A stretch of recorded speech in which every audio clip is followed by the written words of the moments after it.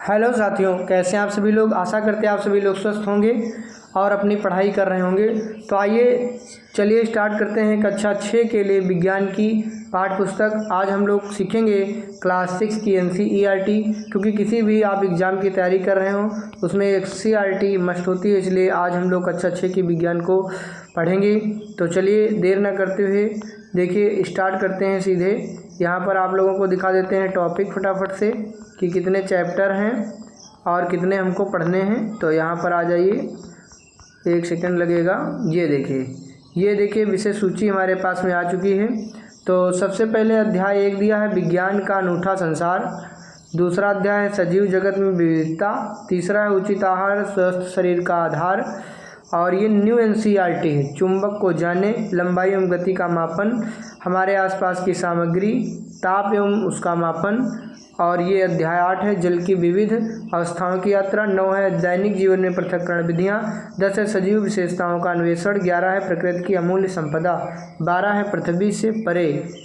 बस इतने ही हमको जो है टॉपिक पढ़ने हैं। और ये हमारी दिया है संविधान के बारे में कि हम भारत के लोग भारत को एक संपूर्ण प्रभुत्व संपन्न समाजवादी पदनिरपेक्ष लोकतंत्रात्मक गणराज्य बनाने के लिए तथा उसके समस्त नागरिकों को सामाजिक आर्थिक और राजनीतिक न्याय, मतलब 3 प्रकार के न्याय की बात इसमें कही गई है। विचार, व्यक्ति, विश्वास, धर्म और उपासना की स्वतंत्रता। 5 प्रकार की जो है यहाँ पर क्या दी गई, स्वतंत्रता दी गई। प्रतिष्ठा और अवसर की समता 2 प्रकार की दी गई है। प्राप्त करने के लिए उन सब में जो है व्यक्ति की गरिमा यानी राष्ट्र की एकता और अखंडता सुनिश्चित करने वाली बंधुता बढ़ाने के लिए अपने संविधान सभा में आज तारीख 26 नवंबर 1949 को इस द्वारा संविधान को अंगीकृत, अधिनियमित एवं समर्पित किया जाता है। तो चलिए देर न करते हुए स्टार्ट करते हैं पहला लेसन। तो फाइनली साथियों हम लोग आ चुके हैं जो है अध्याय 1 विज्ञान का अनूठा संसार। तो आइए इसको हम लोग पढ़ते हैं, पहले अध्ययन करेंगे। मनुष्य सदैव अपने आसपास के परिवेश के विषय में जानने के लिए उत्सुक रहता है। कुछ ना कुछ जो है जानने के लिए उसके मन में क्यूरियोसिटी रहती है, उत्सुकता रहती है।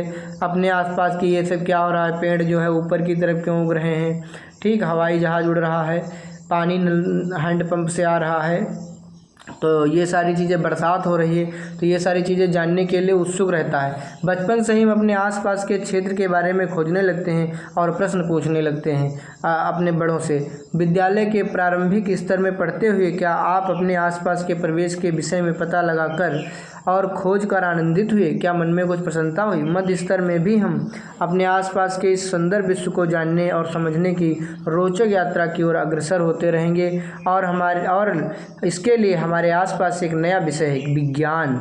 क्या है? विज्ञान। सब लोग कहते सुनते होंगे कि विज्ञान सबसे आगे है, विज्ञान चीन की विज्ञान सबसे आगे है, या फिर जापान की, इस तरीके से अमेरिका की। तो मन में जो है विज्ञान को लेकर प्रश्न उठते हैं। मन में विज्ञान के इस अद्भुत संसार में जो आपका हार्दिक स्वागत है। अब देखो पहला प्रश्न ही उठ जाता है यहाँ से कि विज्ञान क्या है, व्हाट इज साइंस। तो यहाँ पर आप लोगों ने इसकी डेफिनेशन पढ़ी होगी कि science is a systematic knowledge, कि विज्ञान एक क्रमबद्ध ज्ञान है, या कह लीजिए किसी भी विषय के बारे में क्रमबद्ध, सुव्यवस्थित एवं सुसंगठित ज्ञान को हम लोग विज्ञान कहते हैं। तो यहाँ पर भी लिखा है कि विज्ञान देखने, सोचने, समझने और कार्य करने का एक सशक्त माध्यम है जो विश्व के रहस्यों की परतें खोलता है। देखो अपने आप को जो दिखाई दे सामने, जो आपके हो, जिसको सोचो और समझने में, कार्य करने में आपको सरलता मिले, तो वो क्या होती है? विज्ञान होती है। तो आइए, यह एक रोमांचक साहसिक कार्य की तरह है जहां हम प्रश्न पूछते हैं, प्रकृति के विभिन्न आयाम खोजते हैं और यह समझने का प्रयास करते हैं कि ये सब आखिर होता कैसे है। ये सब जानने के लिए सबसे महत्वपूर्ण है जिज्ञासा, और इसी जिज्ञासा से यानी क्यूरियोसिटी से इस पुस्तक का शीर्षक भी लिया गया है, पाठ का नाम ही जिज्ञासा दिया गया है। अध्ययन चाहे रेत के छोटे छोटे कणों का हो, चाहे क्या हो, बड़े बड़े पर्वतों का हो, बड़े बड़े माउंटेन्स का हो, चाहे छोटे छोटे पार्टिकल्स का हो, एक घास के तिनके हो, एक छोटा सा पार्टिकल हो, या किसी विस्तृत जंगल या कोई बहुत बड़ा ह्यूज आपका फॉरेस्ट हो, या हमें सदा ही नित नई खोजों के लिए प्रेरित एवं उत्साहित करता है। हमको डेली क्या करता है? मोटिवेशन करता है, हमको जो है उत्साहित करता है। क्या आपने कभी रात के आकाश में चमकते तारों को ध्यान से देखा? टिमटिमाते हुए तारों को देखा होगा तो मन में सोचा होगा कि ये तारे चमकते हैं क्यों? किसी फूल को खिलते देखा, मतलब आपके मन में उठता होगा भाई तारे क्यों टिमटिमाते हैं, फूल को खिलते देखा मतलब देख आप विस्मित हुए होंगे, आप अचंभित हुए होंगे कि उसके कैसे पता चलता है कि कब खिलना है, मतलब कैसे उसको पता चलता है कि हमको कब खिलना है कब नहीं खिलना है। ये सब विज्ञान द्वारा उजागर होने वाले अनेक रहस्यों के कुछ उदाहरण मात्र हैं। बस विज्ञान के लिए छोटी सी चीज़ है समझाने के लिए। विज्ञान के बारे में सबसे रोचक बात यह है कि ये सर्वत्र है, सब जगह है विज्ञान। महासागर की गहराइयों से लेकर जो ओशियंस की जो गहराई है वहाँ से लेकर यहाँ देखिए मरुस्थल दिखाए गए हैं, डेजर्ट्स दिखाए गए हैं, रेगिस्तान में मरुस्थल पाए जाते हैं, समुद्र का तट दिखाया गया है, तो चित्र भी दिखाए गए हैं क्योंकि जो नई विज्ञान है उसमें चित्र ज़्यादा दिखाने पे फोकस किया गया है। अंतरिक्ष की व्यापकता तथा तक और रसोई में पक रहे व्यंजनों से लेकर जो भोजन बनता है, खेल के मैदान तक सबसे अभूतपूर्व खोज ऐसे ही अकल्पनीय स्थानों में हुई, यानी विज्ञान सब जगह है। तो ये देखिए समुद्र के भीतर का दृश्य आप लोग टीवी पे देखते होंगे, मंदाकिनी, यहाँ पर जो है आकाशगंगा को आप लोग देखते हैं। तो ये सारी चीज़ें जो है आपके मन में, विज्ञान एक व्यापक और अंतहीन जिज्ञासा पहेली है, मतलब इसका कोई अंत नहीं है। हमारे लिए दी गई प्रत्येक नई खोज इस पहेली का एक और टुकड़ा जोड़ देती है। जैसे हम कोई नई खोज करते हैं विज्ञान और आगे बढ़ जाती है। आपको पता है कि या तो इस पहेली की सबसे अच्छी बात है कि इसकी कोई सीमा नहीं है कि हम क्या क्या खोज सकते हैं, बहुत सी चीज़ें खोज सकते हैं क्योंकि ज्ञान का हर नया भाग नए प्रश्नों तथा खोजों की ओर ले जाता है। हम कभी कभी देखते हैं कि इस पहेली का एक टुकड़ा गलत स्थान पर जोड़ दिया गया है और उसे वहां से दूसरे स्थान पर ले जाने की आवश्यकता है। नई खोजें प्रायः विश्व के बारे में हमारी समझ बढ़ाती हैं। आप जैसे जैसे यह पुस्तक पढ़ेंगे आपके सामने अनेक रोचक विचार आएंगे, आप कई नए प्रयोग करेंगे जो आपको विचार करने को प्रेरित करेंगे और आप यह भी जानेंगे कि हमारे दैनिक जीवन में ये सब कैसे उपयोगी है। अनुमान लगा कर कि जब हम नई मतलब विज्ञान की खोज करने से क्या होता, मानव का जीवन भी सरल होगा, आपके जीवन में प्रयोग होगा। खोज करेंगे तो क्या होगा, तब हमें यह समझ आने लगेगा कि ये सभी विचार एक दूसरे से जुड़े हुए हैं। अगला यहाँ पे क्वेश्चन उठता है, इस पुस्तक की सहायता से हम क्या खोजेंगे। तो आइए इस यात्रा को आरंभ करते हैं अपनी पृथ्वी से। पृथ्वी एकमात्र ऐसा ग्रह प्लानिट है जिस पर जीवन है।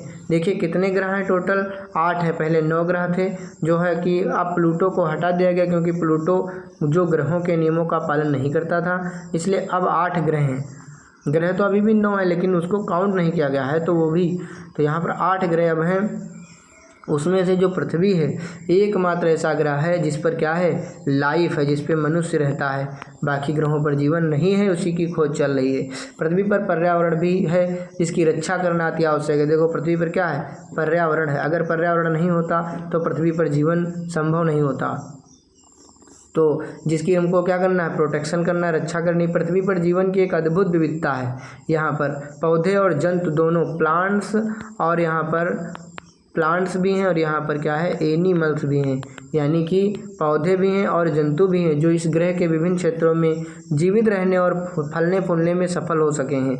मतलब वो विभिन्न विभिन्न स्थानों पर अपने आप को ढाल सके हैं। आपने किसी बीज को एक पौधे में, किसी झिल्ली कैरपिलर को एक सुंदर तितली में परिवर्तित होते हुए देखा होगा। झिल्ली नहीं, इल्ली लिखा है साथियों यहाँ पर।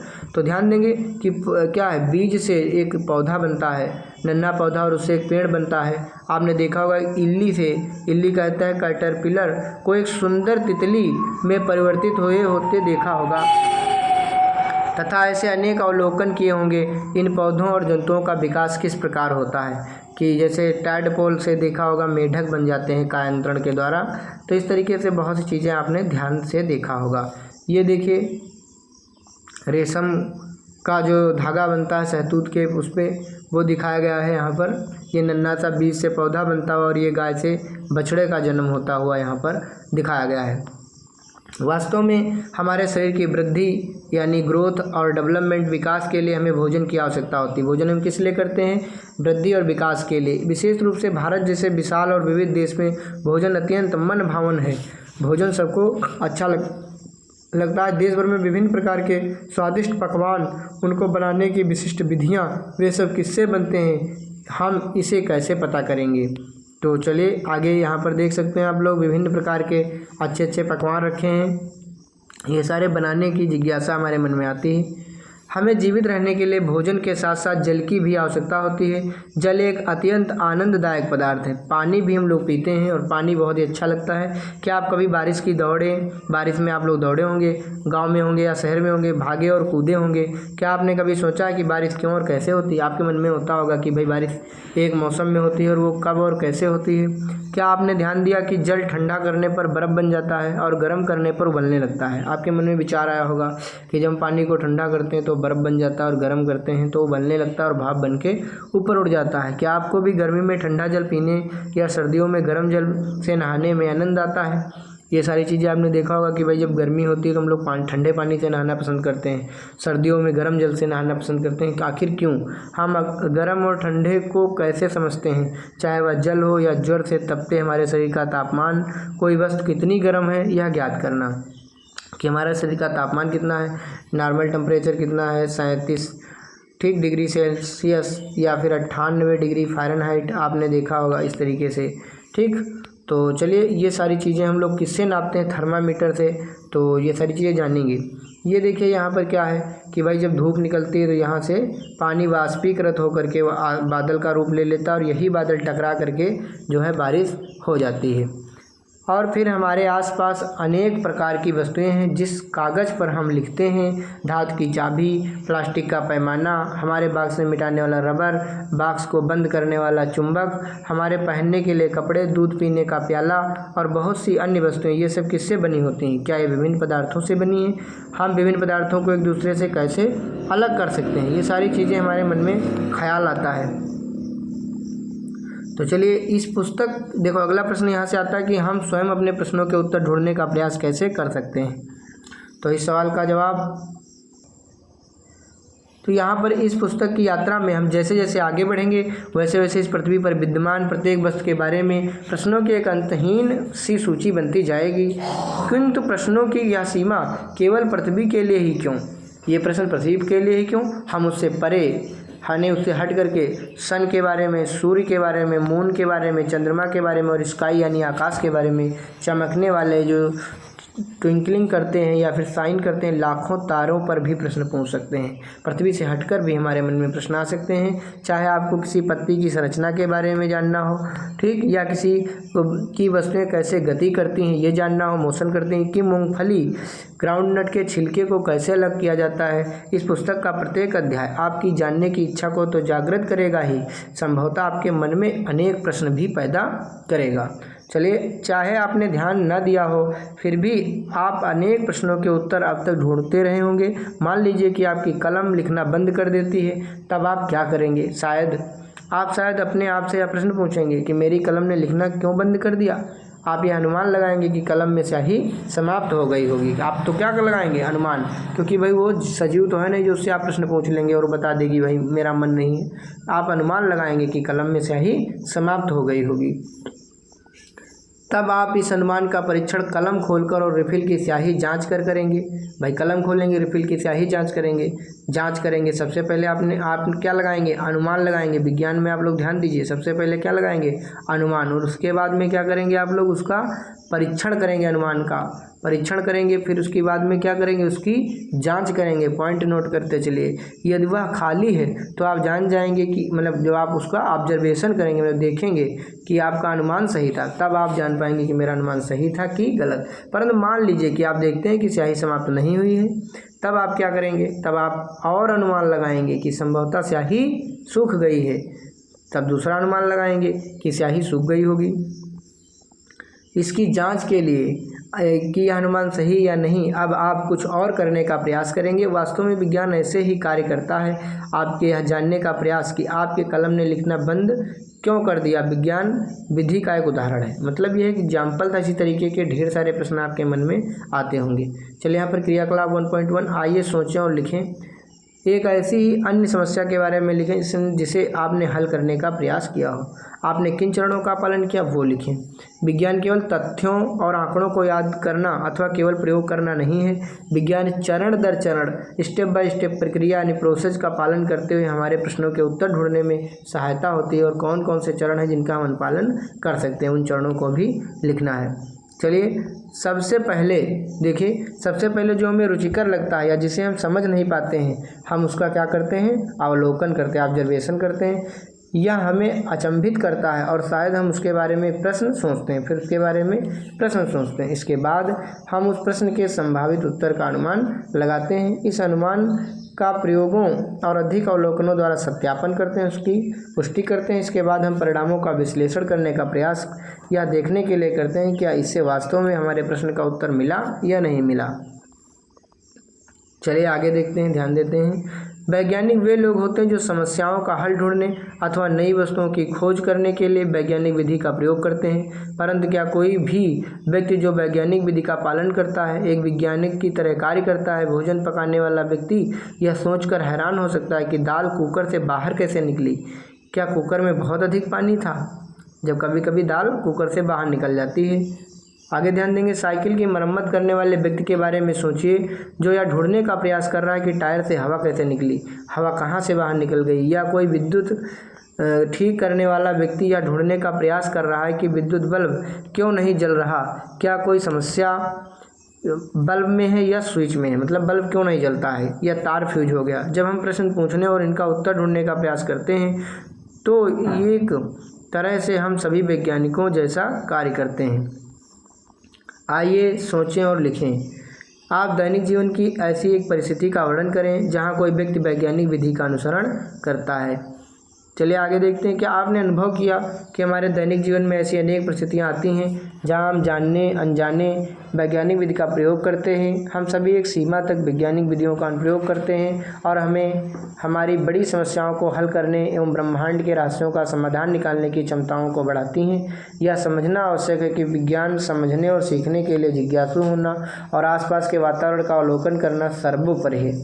सबसे ऊपर है, जब हम जिज्ञासु होते हैं तब हम प्रश्न पूछने लगते हैं कैसे और क्यों। स्मरण रखिए, याद रखिए कि यह संसार वस्तुओं का एक भंडार है और हम नहीं जानते कि कितनी ही वस्तुएं, इन्हें खोजना भी शेष है। यदि आपको किसी वस्तु या घटना के बारे में प्रश्न पूछना है कि यह क्यों होती है, तो उसके बारे में आप प्रश्न पूछेंगे। आप अपने प्रश्न का उत्तर किस प्रकार खोजेंगे यह लिखने का प्रयास कीजिए। वैज्ञानिक खोजें अकेले कम ही होती हैं। दुनिया भर के वैज्ञानिक प्राय एक दूसरे के साथ बड़े बड़े समूह में कार्य करते हैं। इसलिए यदि आप स्वयं उत्तर नहीं ढूंढ पाते तो अपने मित्रों को निसंकोच सहायता मांगिए। साथ मिलकर खोजना सदैव अधिक आनंददायक होता है। कई मित्र जब एक साथ करेंगे तो किसी के मन में कुछ आएगा, किसी के मन में कुछ आएगा और एक नई खोज हो जाएगी। संभवतः आपको अपने प्रश्नों के उत्तर कक्षा 6 में नहीं मिलेंगे, चिंता ना करें। आप विज्ञान की यात्रा पर निकल पड़े हैं अगले 5 वर्षों के लिए या उससे भी आगे 11-12 तक आपको सारी चीज़ें जो है जानने को मिलेंगी। जिस प्रकार बच्चे, देखिए अगला प्रश्न आ गया, बुद्धिमान होने के लिए आपको प्रश्न पूछने वाला बनना आवश्यक है। तो ध्यान देंगे, जिस प्रकार अगर आपको बुद्धिमान बनना है तो आपको प्रश्न पूछना चाहिए। जिस प्रकार बच्चे बारिश का आनंद लेते हैं उसी प्रकार विज्ञान भी एक आनंद में खोज जैसा होता है। विज्ञान की यात्रा का आनंद लें और खोज करते रहें। ब्रह्मांड के अद्भुत रहस्यों के बारे में सोचना कभी भी बंद ना करें और प्रश्न पूछते रहें।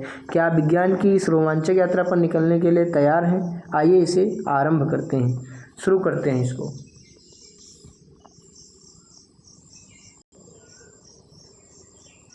तो इसी के साथ साथियों यह चैप्टर जो है समाप्त हो चुका है पहला। अब हम लोग दूसरा चैप्टर करने से पहले इसके प्रश्न उत्तरों को करेंगे अगले वीडियो में। तब तक के लिए आप सभी को धन्यवाद। वीडियो देखने के लिए आप सभी का दिन शुभ हो।